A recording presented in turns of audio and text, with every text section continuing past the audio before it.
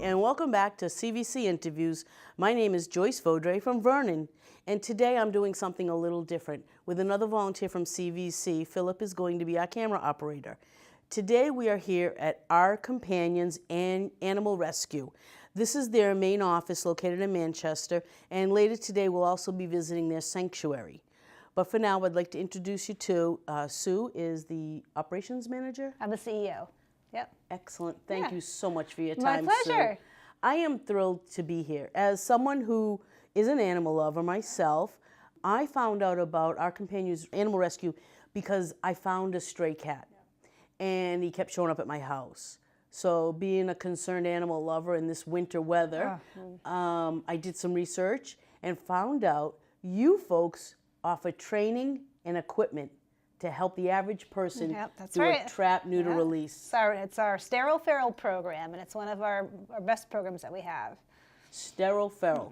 Okay, I love it because one of the things I had learned is that some cats just don't want to be in a house. Yes. So what can you tell me about the I call it the TNR, but it's the Trap Neuter Release Program. What can you tell us? Well, basically, to give you a little context, in Connecticut, there are no laws that protect cats at all. Short of the cruelty statute that applies to all animals, there are no animal control laws for cats. So as a result, and because people often value cats less than dogs, people are more apt to let their cats out, abandon them, and if they're not neutered, then they just start breeding and forming colonies there. In many cases, these animals live and breed and are raised outside without any human supervision or any human contact. So as a result, they're what people often call feral cats. They're domestic cats, but they're not socialized to people. And so in those cases, you know, there's hundreds of thousands of these cats that are out in our communities, and no one really taking accountability for them until wonderful people like you encounter them and realize they need some help. So that's why we've developed our program. And basically, it's a support program. We know as one organization, we cannot possibly change the problem. So what we do is we work with caregivers to teach them how to safely and humanely trap the cats and the equipment that we provide. And you go to a class, and we train you exactly how to do it so the food's safe, so the animals aren't stressed out. We arrange for veterinarians to then receive the cats to have them spay or neutered. They're also vaccinated, which is terribly important. The left tip of their ear while they're under anesthesia is taken off to identify them. They're also treated for parasites, fleas, ticks, that type of stuff. So when they go back and they're returned to their outdoor home, they're healthy, they're not breeding, they're safe from disease, and then we provide a lot of support services after. So if people need, we provide food, we provide shelters, and if ever any of the cats in your colony that you've neutered through us ever get injured or hurt, we'll pay for any veterinary care for the rest of the colony's life. So we really want to a lot of people don't know what to do, but they want to help. And so we see our role as being that guiding light, that support that basically says, no matter what you need, we'll be here for you. Just do the right thing, because these poor animals don't have any advocates. And when people come to us wanting to help, we'll bend over backwards to do whatever we can to make the situation good. And what you'll find is that you have healthy, happy cats now. And, and it really feels good to know that you can change an animal's life like that, particularly a population of animals that are so neglected and so overlooked. That's a great explanation. As it turns out, my quote-unquote feral wound up being someone who had already been spayed. Yeah, good. Though his ear was notched on the right, we weren't sure. And someone said to me, well, what if he belongs to somebody? I said, well, he'll get a free medical exam. That's right. Yeah, exactly. And sent back out into the world. Yeah. As it turns out, I was able to trap, we now call him Lemmy, and brought him to Bolton Veterinary Services, who, though they are a for-profit company, they have partnered with you folks. Yeah, they work with us. They're great. Many other veterinary services in your area, because they asked me what town was I capturing the cat in, because different vets offer services. Thrilled beyond I can tell you about services there with Lemmy and with you folks. It took me 10 days. Mostly because after I captured him, we had that massive freeze. Oh, yeah. So we heated the garage. It was a constant 50 degrees. Yeah. I put out a bed and food. It was like a vacation for him. It was. It was like a spa day. It was. I kept trying to convince him to stay. I kept inviting him. He didn't want to stay. But once last Saturday came up and the temps were in the 30s, high 30s, I let him out. But he comes around every day for food, and I feed him. And you'll notice over time, it's like, these are cats. They're not raccoons. You will become close with them. Maybe you'll never touch them, but you'll have a great relationship with these cats. Yeah. It's nice that they do seek out the companionship of people as well, just in a different way than the regular house cats. He had a great temperament with the staff at the vet, so I felt much better. I felt personally safer to being around him, knowing he had been checked out and he was physically well. So, Absolutely. He's out there with the wildlife. It's good to know they're vaccinated. I found you on ourcompanions.org, and it was a huge amount of information. Some of the other things I saw on the webpage and I've spoken to you about were your sanctuary. Yeah. In addition to this facility here where we have our TNR program, we have a whole dog behavior program here as well. We have classes constantly that are low cost. That's another one of our specialties in addition to community cats. We have a lot of behavioral services for dogs. And then the third program that we have is our sanctuary, which is on a different location. It's actually in Ashford. That's near Yukon. It's a little beautiful town in the Quiet Corner. And we have 47 acres there that we've converted from originally, which was a chicken factory farm, where it was huge, massive buildings that had hundreds of thousands of laying hens. That's why the land was donated, because nobody wanted that land with those buildings were such a liability. But we founded the organization 16 years ago, having an opportunity to receive this land as a gift, and realizing the value this land has if we could just completely reconstruct it. And the sanctuary essentially it's a program that helps a very specific population of animals that we felt haven't been served in Connecticut. And essentially they're animals that end up in shelters generally, and they have some special needs. The shelters aren't capable of doing long-term rehabilitative care. In that type of environment where animals are living in cages, it's very confining, it's very stressful, and animals, it's really a short-term housing situation. So if you have an animal in there that has a serious injury or a medical need or a behavioral and medical need, a lot of the times that time in the cage gets them more stressed out and they atrophy over time. It often leads to unnecessary euthanasia. If there's a sanctuary, you could pull those animals out and put them in an environment that is now enriching, where it's set up specifically for long-term care. They're not in cages, and they can work on whatever behavioral or physical rehabilitation they need. They now are candidates in the future for finding a home. So that's the goal of the sanctuary. So when you go visit there, you'll notice that the dogs and cats actually live in cottages, and they're meant to resemble and operate like a home. And that way we can take animals that have never been in a home potentially. A lot of the animals we take are from cruelty cases, dogs that have maybe been tied outside their whole lives and have no experience in living in a home. These are dogs and cats that need to have some real life experience about being a house pet. And in many cases we have dogs with some behavioral needs and cats. You'll meet some of our hospice animals that are there. We often take geriatric animals from animal control, 17, 18-year-old animals, and they're not ready to go, but they still have some life to live, so they can live with us and with the best caregivers in the world as far as I'm concerned. I wish when I get old I could move into the sanctuary, they could take care of me. And it's really just a place where special animals can receive some specialized care. After working in a shelter for so many years, it broke my heart when the animals that came to us that, in my estimation, needed the most mercy and the most compassion receive the least of it, just because the environment was just not appropriate for it. So our goal with the sanctuary is to provide that resource and relief, not only for animal control officers, but for the animals in their care. And so when you go there and meet the animals, you'll see that there are largely special needs animals. They're, in time, will be adoptable, but these are animals that traditionally wouldn't have survived an experience of being adopted in an animal shelter. That sounds like a wonderful description of the sanctuary. Yeah. I don't think the photos really do it justice. No, but it's a lovely place. Your webpage was so informative. I absolutely loved it. I did appreciate that you also have events on your webpage, and one of them was a support group. Yep, every Monday night, yep. So when you're looking for a pet, remember that every town pretty much has either your town or regional animal control facility. So instead of going out of state and adopting, look right in your backyard. Right. And you'll find that your town has an animal shelter right there with animals that are often overlooked. So I encourage people to look right in their backyard first. One of the ways to look in your backyard is volunteerism.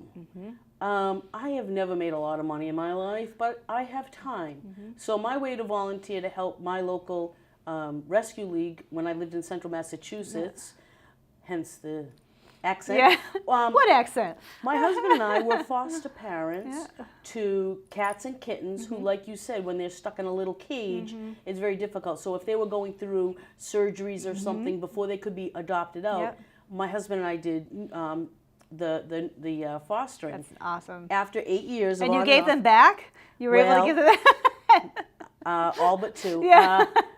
8 years ago, we were foster failures.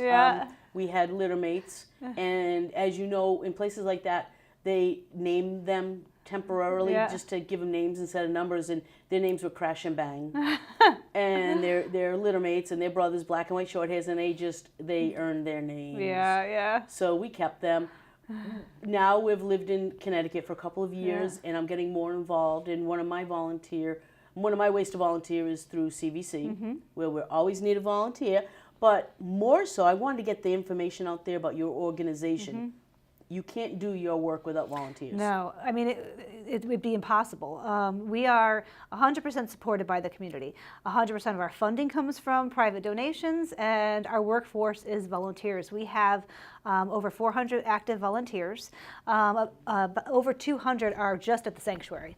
And we would not be able to provide the level of care, the individualized care for each of the animals without volunteers. And though those numbers sound big, it's never enough. It's never enough because it's a 24/7 operation. Right. I mean, we have volunteers starting there first thing in the morning. The last shift of volunteers at the sanctuary shows up in the evening. We call them our tuck-in shift. They come in around 6 p.m. Each cottage has at least one tuck-in volunteer. They spend the evening there. And they leave around 9 o'clock at night, and then our staff is there at 7 a.m. and it's nonstop. Rain, snow, it doesn't matter. You know, it's a constant operation. And we couldn't provide this care without volunteers. So if you want to get your hands around some puppies and kittens and other animals, I see you also have other small animals, rabbits and birds. Yeah, we have a rehoming program for all sorts of animals. The sanctuary is cats and dogs right now. In the future, we hope to have a small animal cottage. But yeah, if you have thought about working and volunteering at an animal rescue and you think, oh, I just can't see animals in cages, it's so sad. Well, there's no cages. You know, this is a great place for people who are really sensitive to animal issues to go, because we value the lives of every single one of our guests at the sanctuary. They get everything they need. We never have cost or convenience factor into any decisions we make. It's like this is their home, and in essence, it can be until they're adopted, and we make every effort to make it feel and function as much like a home as possible. So when you leave there, you leave knowing that these animals are safe. You leave knowing that you did your part in this animal's journey to eventually find a home of their own, and you just leave feeling good. And I found that a lot of people say the sanctuary is kind of their sanctuary. It's their therapy. So you don't have that same experience as sometimes when you go to a shelter and the animals are stressed out, and then you leave and you wonder, oh, am I going to see them again? You know, there's none of that. So it's a great place for very sensitive people that with animals, and we have a need. And you can be a big part in helping heal a lot of really wonderful animals. Well, I'm thrilled I got the formal training for the Trap, Neuter, and Release program. I never handled a have-a-heart, that's what I always called a have-a-heart trap. She made sure I was very comfortable operating it before I left. I even made her pose for me to take photos of every step to make sure. Good for you. Well, that's why we're here. I mean, that's the goal. I mean, it could be scary, but it also it's very fulfilling knowing that you changed this animal's life for the better. I mean, that's good. So the place we're in now is the conference room where I did my training. I left with a huge packet. I thought it was a beautiful room for a training room because of not only the paintings, but also the things about Leave a Legacy and also the pictures of the sanctuary. The visiting hours are limited because this is not meant to be a drop-in cuddly place for the humans. It's meant, the focus is totally on the animal's welfare. So tell me about the visiting hours and why such a short period. Basically, our staff and volunteers are there, 7 days a week doing rehab and healing for the animals that are at the sanctuary. So we carve out on Saturdays from 1 to 3 time where we just basically prepare ourselves just to receive guests, come and do tours of the sanctuary, meet some animals that are prepared to meet visitors, and just tell more people about what we're doing at the sanctuary. Every day there's so much activity going on that if we had people constantly coming in, we wouldn't be able to care for the animals. And the animals, they have, treatment plans plans every day. That's updated. So whether it's going off site to a class here, whether it's going off site on a field trip somewhere, whether it's going to the vet. I mean, there's a lot of activities that go on. There's a lot of rehab that goes on. So those things we want to have uninterrupted during the week. So on Saturdays, and of course, we always encourage visitors to come by appointment too. But as long as we have staff that can direct their time away from the animals and to greet the public. So consistently, it's every Saturday from 1 to 3. And it's a really, like volunteering there, visiting there, it's just, it's got a really nice vibe. The sanctuary is a place of just complete, honest love of animals. And you kind of feel it when you get there. So it's a nice place to visit. I still love going there. Well, I was just thinking it would be the perfect opportunity for someone who wants to get involved and be a volunteer, and either with money or with time to see, well, where's my money going? Or what would I actually be doing? Do I have to muck stalls? Well, no. There's if no you stalls want to to, muck. but I might find a litter box or two for you. But you could pick and choose who you want to partner up with. Absolutely. And if you're a dog or a cat person. Yep. All the animals at the sanctuary we consider adoptable. We're just looking for a very specific home for them. Okay. Some of them aren't ready to go right now. They might have a medical or behavioral condition we're still working on. But the goal for every single animal there is to find it a home for 2 reasons. 1, nothing's better than your own home. And 2, by opening up that space, we could take in more animals and help them. So the whole goal of the sanctuary is to turn over animals, but it's not a traditional shelter where you just walk in and walk out with an animal. If you want to adopt, and we hope that you will consider adopting, you just contact us, fill out an application on our website. You'll get attached to an adoption counselor who will talk with you about the type of animal you're looking for, and they can help identify, maybe this cat at the sanctuary is a good fit for you, or maybe we actually have a cat that we know that's in the animal control facility. So we know all of the animals in like a 200-mile radius that are homeless. So we also partner with our, other resources in the community, whether it's animal control, other shelters, or animals that might be in our rehoming program, people who we know are looking to rehome their pets. So just by starting with that hub of that adoption counselor, you then have a baseline to really explore all the animals that are needing homes and find the right match. And that's our goal with our adoption program, is to find the right pet for the right person. So I'd like to say thank you very much for joining us. We're going to pick this up over at the sanctuary. And if you heard nothing at all today, listen to this. We need volunteers. We need people that love animals. Thank you. Adopting a shelter animal is a commitment, but one full of rewards. Every day, thousands of healthy, loving animals find themselves in Connecticut animal shelters, united by one common factor: they all lost their homes. With the help of Connecticut's animal control officers and you, we can give these animals a better common factor: their forever home. Help us make a difference. Make a connection with a Connecticut shelter animal. It only takes one.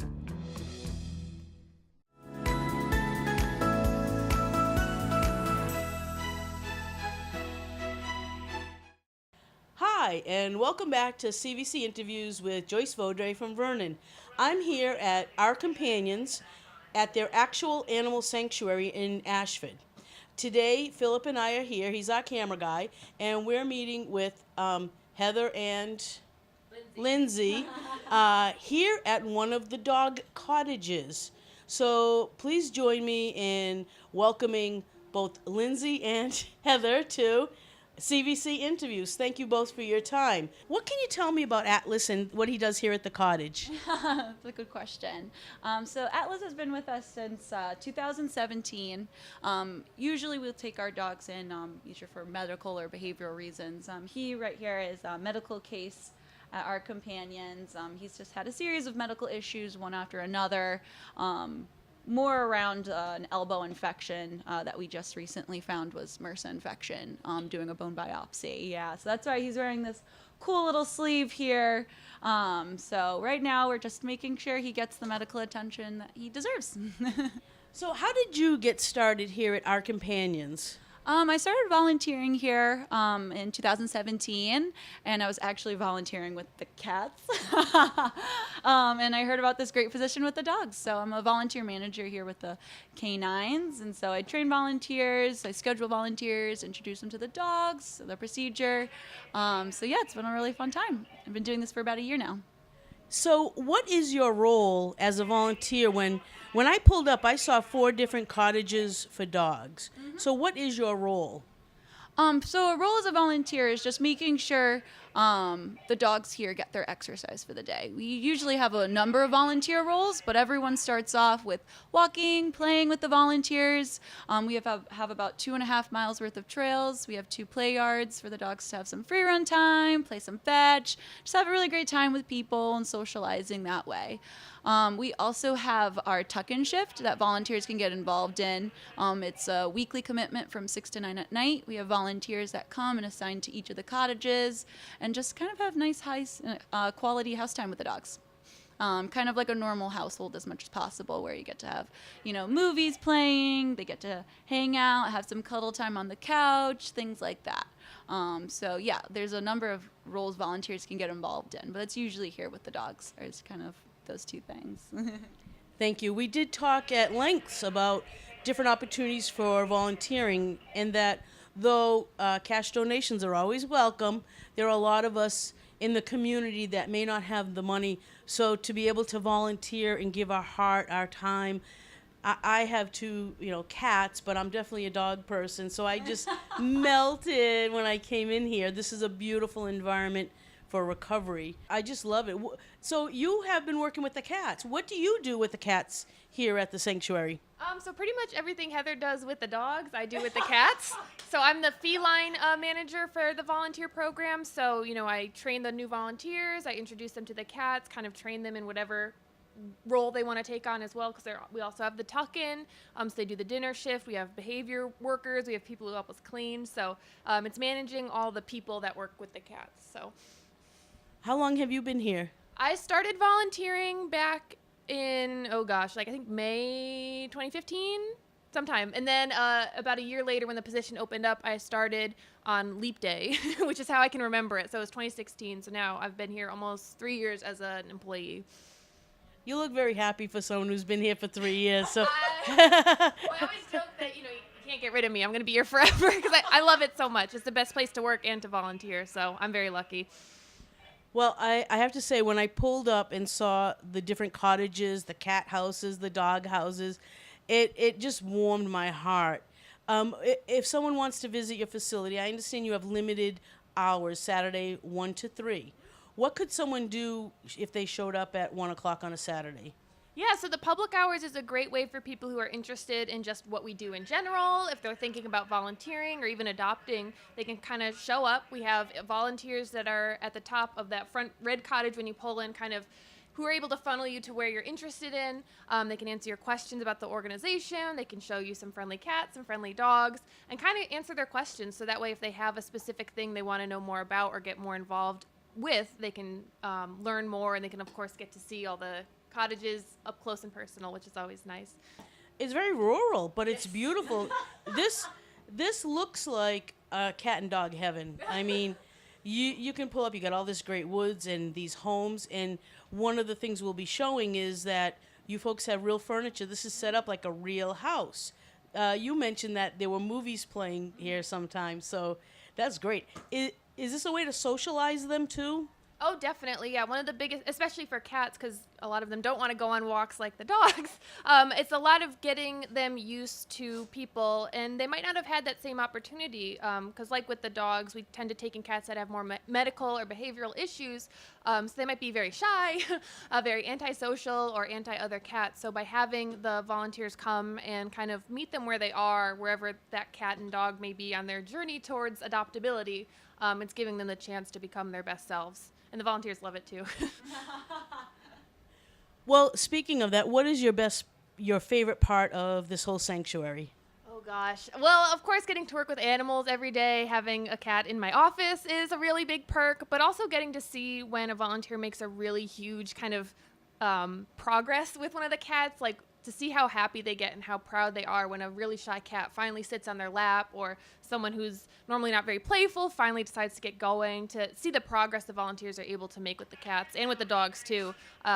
It's really great. I love it so much that I even come on my days off to volunteer with the dogs. So it's great all around, and I think that's the best part, is that everybody here is as enthusiastic and wants to be here and wants to pitch in as much as they can. I wish I lived a little bit closer. I'd do those drop-ins myself. I like to volunteer by being a foster parent, and most recently I'm a foster failure. I have 2 furry babies at home, my cats, but there's room in my heart and my home for more, and hubby's already approved that. So we'll see. I actually found out about the organization because I had a feral that was coming around my property, and I learned how to do the trap, neuter, release program. Yeah. So I had the training, and I was like, more people need to know about this. So, and then when I ever got on your webpage, I was just amazed, absolutely amazed. People can both volunteer and donate on your webpage. Loved it. Anything else you want us to know? We're going to go outside and take some pictures outside for a little while. But is there anything you'd like just the community to know? That we're here. we are kind of rural, so sometimes we're not on people's radar, but especially for like Yukon students or Eastern students, this is a great way to kind of get back involved with your community. And I think a lot of people think we're worth the drive out to the sticks, so come on down. All right, you heard that, college students. The challenge has been put out there. I'd also like to mention National Honor Society students also need volunteer hours, and I bet you this place would just love to get some high school students out here and get them involved. Thank you very much for your time. I greatly appreciate it. I'm so glad we didn't interrupt his snack time. He's loving it. He's good. He's got attention, he's got love, he's got medical care, and he's got his own miniature bed to sleep on. So thank you very much for joining us at CVC Interviews, and I appreciate it. And please log on to ourcompanions.org and see what you can do to help our little furry friends. Thank you.